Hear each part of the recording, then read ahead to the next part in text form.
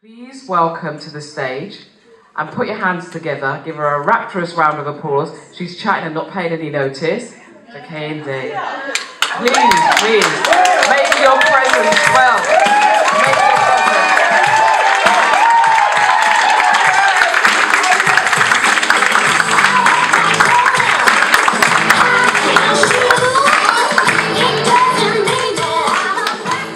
No, we're testing. Is that mic on?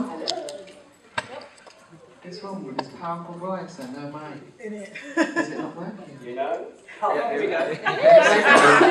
You ready? I'm ready. Okay, here we go. Question is, are you ready? Oh yes! Oh, yes. Okay, good. So, as the gorgeous Christine says, my name's Kehinde. Kehinde means I'm a twin. I'm a second born, actually. And what I did was push my twin out to test life for me before I came out. It took her 35 minutes to decide that it was okay. And then I popped my massive head out. I say massive because actually, Warren yesterday said I had a big head. I don't have a complex. But now I look in the mirror and I'm a bit, have I got a big head? It's because you're a thinker. I like that. I knew you were on my side. You see that? I'm a thinker. I'm a thinker. Okay. So,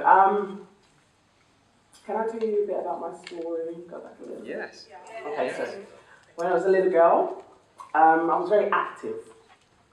I did loads and loads of sports. I mean, I did tennis, I did athletics, I did football, I even did a bit of basketball. That was for you. And I was pretty good. Really good. In fact, I thought I was going to be some sort of athlete. And one particular sport I really was interested in was gymnastics. Because as a little girl, I wanted to be a stunt woman. Not a princess, but a stunt woman. Now, I don't know, going back into the 80s, I don't know if there were many stunt women around, but I wanted to be a stunt woman. So I'd go to gymnastics, and I'd do all the moves. I couldn't do the splits because my hamstrings were a bit tight with all the athletics. But one day, my brother decided to take me, and he decided, we're going to have a little competition. So he took the road, and I went through this estate, and they had a slide. And I thought, this is my opportunity. And it had been raining, so the slide was pretty slippery. So I was thinking, he's not anywhere near, because I'd run through. So I stood at the top of the slide, and I proceeded to go down it. Not on my bottom, but on my feet. So I was like this, and I slid down, and I was like, ooh, ooh. And then all of a sudden, I literally flew into the air and crashed down on the ground. And all I could hear was, she's dead, she's dead. And I was like, I flew. And then the next time I knew I was in hospital, but I was fine. I wasn't admitted. They would say I was very lucky, so off I went. And then, but subsequently, my mum said, no gymnastics for you. So moving forward, the next sport, volleyball. Again, very good, and I was going to take that up professionally. Then I found a lump. So the lump was actually on my wrist, and I'm not a doctor, but I was told that if I were to continue to play, then the vein will just snap, and then that will be the end of it. So I went to the doctor, and they said there's two ways of curing this. One is to hit it with a Bible very hard, and I didn't understand that, but he basically said it's because it's the heaviest book. And then the second was basically to just stop playing for a little while. So, as brave as I am, what do you think I went for? The Bible. Oh no. I stopped playing. No, I stopped playing. Anyway, so subsequently, took time away, and then I fell behind. My career as a volleyball player was soon over. Anyway, moving forward, I got into other interests, and it took me into the world of music. And so I worked in a corporate music company, and I thought, yes, this is it. This is, I've made it. I got a really good job, got paid really well, and life started to settle down for me, and I thought, this is great. I found my niche. And then, as you've heard from other speakers, certain things happen. So, rug removed from underneath my feet. And saying that, Joanne was mentioning about being specific in terms of what you wanted. So I remember being in my career and for 15 years, and I was thinking, do you know what, I'm at that point in my life that I think I want to have a family. But my career, where I was, what I was doing 6 days a week, didn't really warrant for me to have a family. So I kept putting that thought out there, I want to have a family, I want to have a family. And so when they say be careful what you wish for, it's actually true, because I was made redundant after 15 years, and although it was a shock, I was like, yes, okay, now I can have that family. So there I was, I met someone, I was like, I can have my life. I met someone, and I fell pregnant, everything was fine. And then literally towards about 3 weeks before I was due, in fact it was meant to be 4 weeks, but 3 weeks before I was due, something terrible happened, which was my mum passed away. And of course, you can imagine how that would feel.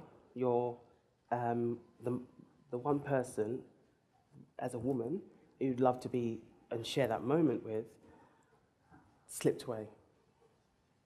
So as a family, we were all devastated. And we're pretty close as kids. And what I didn't mention was that we grew up in a single-parent household, so there was no father, it was just mother. And so that she was our world, we were her world. So when she was taken from us, we all fell apart. My brother was nowhere to be seen. Literally nowhere to be seen. And the good thing that sort of happened, or if you want to see a silver lining, was that my son came 5 days earlier than he was due. And that was a healing moment for us. We really, really healed as a family. And it was something for us to be joyous again. So my son was born 4.5 years ago. So we got used to this new member of my son became a new member of our family. And I started to settle in as a mother. 2 months in, I take him for a checkup, just a routine checkup. And then, bam, we're hit with another, let's call it a tragedy, so to speak. I was told that he had a very rare brain condition. And it's so rare, and I'd never even heard of the condition. But what it meant was, give me a moment. What it meant was that he, what I was told was that he wouldn't be able to walk, he wouldn't be able to see, he'll have trouble swallowing. And anyway, all this information was coming my way, and I decided that, absolutely not. You are not talking about my son. There's absolutely no way you are talking about my child. So from there, I made a stand to do everything I could to make sure that my son's life would be as bright as possible. I refused to accept the diagnosis. It wasn't a question of me burying my head in the sand. It was more to do with survival. And I spent the next few years looking for different sort of cures or ways of actually making his life easier. And I remember saying to myself, if there's any way that a sign can be given to me where I can make my son's life a more pleasant life. And every day I was taking him to different appointments. It was physio, OT, vision impairments, speech and language. I mean, literally, every day was appointments. It was crazy. I mean, I didn't know whether I was coming or going. And one day I was taken to hydrotherapy. And I swear this woman was like an angel, because I'd seen her before, but we'd never spoken to her before. But she literally, with a very few words she could speak in English, she explained to me about this particular treatment. And when she said it, I never heard of it, but it resonated with me. So I did all my research, I looked it up, I became obsessed, I looked at the YouTube videos, I was like, okay, I can see some progress here. So there is hope. So I, spoke to the NHS, and I'm sorry if anyone works within the NHS, but you guys are not positive. So I was just like, okay, fine. You do with what you do with, I'm going to do what I need to do for my child. So I proceeded to take him to this therapy, and we started to see improvement. I mean, literally miraculous improvements. He's 4.5 now, like I said, and although he doesn't walk yet, he's much stronger than he is. He can stand.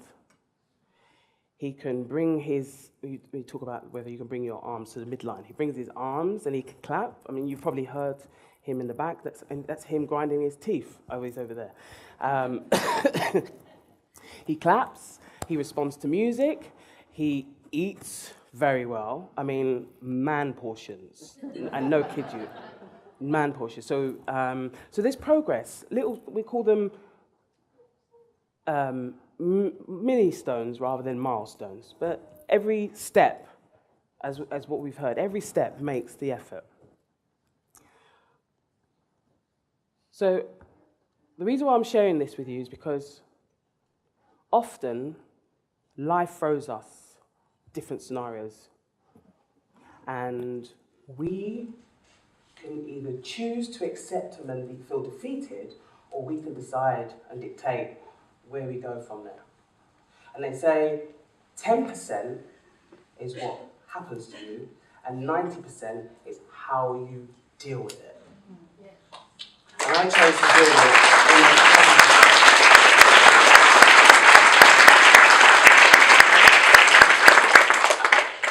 And I want to share 3 things that I found very useful in terms of helping me to get through difficult times.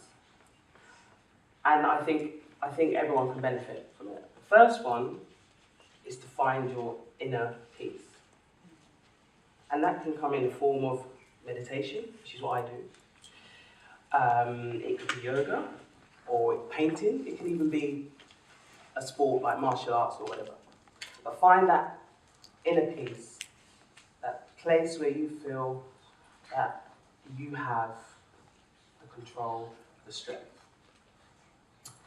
The second one, and my mind's gone blank. What's the second one? Oh yes, the second one is to raise your vibration. And what do I mean by that? There's so much going on in our world, in the news, saying, since the Brexit, and I dare mention it because everyone has an opinion about Brexit. But anyway, everyone's talking about the financial gap between the wealthy, extremely wealthy, and the extremely poor. And they keep putting it out there that there's this problem and that problem. And it only exists, I believe, if you decide to adopt it. It's a mindset. Everything is a mindset. If you choose to believe it, that's exactly, so as the quote says, where the energy flows, or where the mind goes, the energy flows. So it's about raising your frequency away from that and knowing that you can choose whatever life that you want. And aside from what's going on, the commotion, should we say, it's not about what the papers say, what we see on the news. it's what we do as individuals to make our worlds a better place, because we have control. And the third one, now this one I think we all take for granted, because we use the word very loosely. And I think love is the biggest thing. Self-love and just loving everybody around you. I mean, you've got that love, I mean, filling up your cup with love. Once you've filled up your cup with love, you can help everybody else. And that's basically how I live my life, and I encourage you to try and apply some of those points, because if I can do it, anyone else can do it. Thank you.